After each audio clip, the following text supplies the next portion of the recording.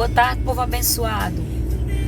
Mais uma segunda-feira, mais um início de semana, mais uma semana de oportunidades, de mudança, de transformação na nossa vida. Amém? Eu queria deixar uma reflexão breve para a tua meditação. Existe um homem na palavra do Senhor, lá no livro de Neemias, e que o nome dele é Neemias. Ele resolveu restaurar os muros, ele resolveu restaurar as portas, ele resolveu restaurar Jerusalém, que tinha sido derrubada, tinha sido consumida pelo fogo, pela destruição.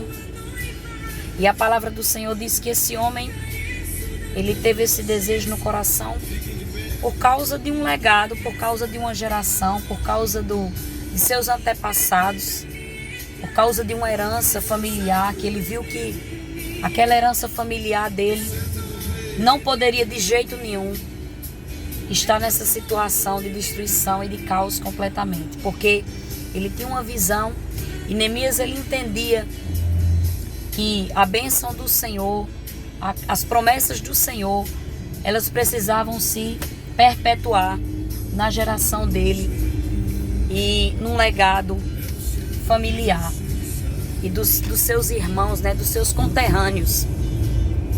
E essa palavra fala que Neemias ele pega o jumento dele e de noite, quando ninguém estava vendo, ele vai ali fazer uma vistoria naquela cidade. E ele passa ali na cidade solitário, sozinho, vendo como era que estava o estado daquela cidade, dos muros, das portas. E algo me chamou a atenção, exatamente porque Neemias, quando ele passa pelas portas, ele vê que as portas foram consumidas pelo fogo. E por isso que aquela cidade estava destruída, porque os muros estavam derrubados, mas sobretudo porque as portas por onde se entrava estavam consumidas pelo fogo.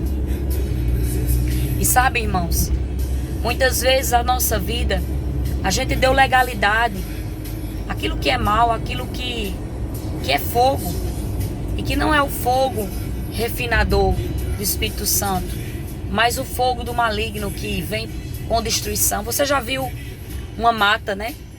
Nosso Pantanal está sendo com muitas queimadas.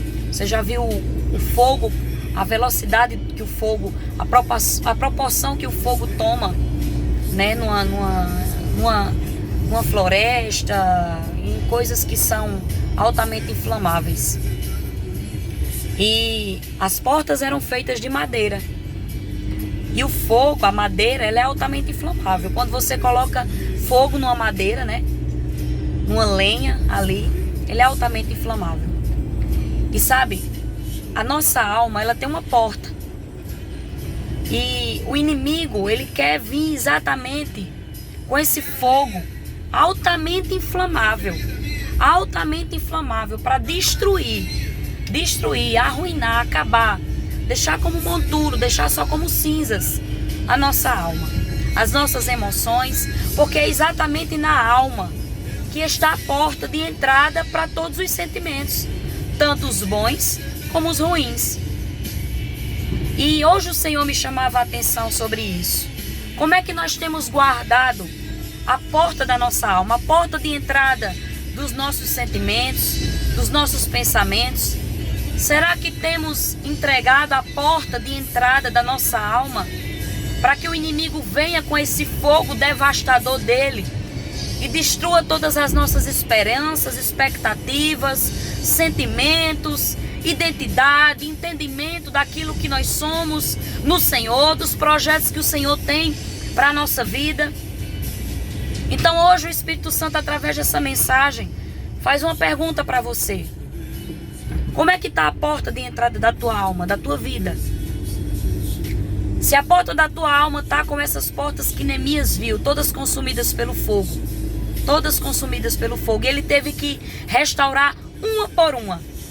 E a Bíblia diz que quando ele estava restaurando, Ele delegou essa função para algumas pessoas. E quando ele estava restaurando essas portas, as pessoas colocavam madeiramento novo e ferrolhos novos. E assim, irmãos, é com a nossa vida. Precisamos trocar o madeiramento, o fundamento, aquilo que vai sustentar a porta. E a única coisa que sustenta a nossa alma é a palavra de Deus. São as promessas do Senhor. É um madeiramento novo. Por isso que Jesus ele foi para o madeiro. Sabe por quê? Porque a Bíblia diz que maldito todo aquele que for pendurado no madeiro. Então, meus irmãos, ele foi para aquela madeira. Ele foi para aquele madeiro exatamente para carregar toda a maldição que era para ser para mim e para você. Então ele é a bênção da nossa vida. Ele já carregou toda a maldição. Ele já carregou toda a ruína da nossa alma.